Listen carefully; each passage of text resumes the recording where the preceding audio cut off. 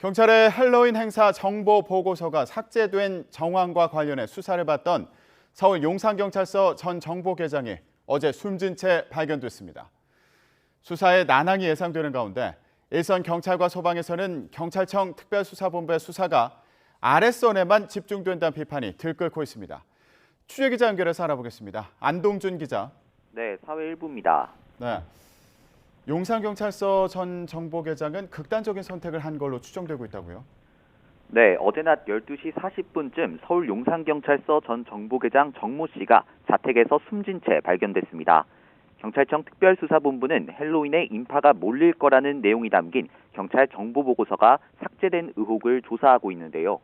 보고서 원본을 삭제하도록 회유했다는 의심을 받는 정 전 계장은 지난 6일 직권남용과 증거인멸 등 혐의로 경찰에 입건됐습니다. 특수부는 정 전 계장에게 소환을 통보하지는 않은 상태였다고 밝혔는데 지난 9일 대기 발령 조치를 받은 데 이어 정보과 직원들이 줄줄이 참고인 조사를 받는 상황에서 심리적 압박을 느꼈을 것으로 보입니다. 특수본이 윗선을 겨냥하는 데는 주춤하고 일선에 대해서만 수사를 강하게 밀어붙이고 있다는 불만이 경찰 내부에서 나오기도 했는데요. 보고서 삭제 의혹과 관련해서도 첩보 수집 절차에 따른 정보 처리 과정을 문제 삼는 건 참사의 본질과 거리가 멀다는 지적이 제기되기도 했습니다. 이런 가운데 정 전 계장이 숨지면서 아랫선에 주로 집중된 특수본 수사를 향한 경찰 내부의 비판은 더 커질 거로 보입니다. 용산구청장에 대해서는 출국 금지 조치가 내려졌다고요? 네, 경찰청 특별수사본부는 업무상 과실치사상 혐의로 입건된 박기영 서울 용산구청장의 출국을 금지했습니다.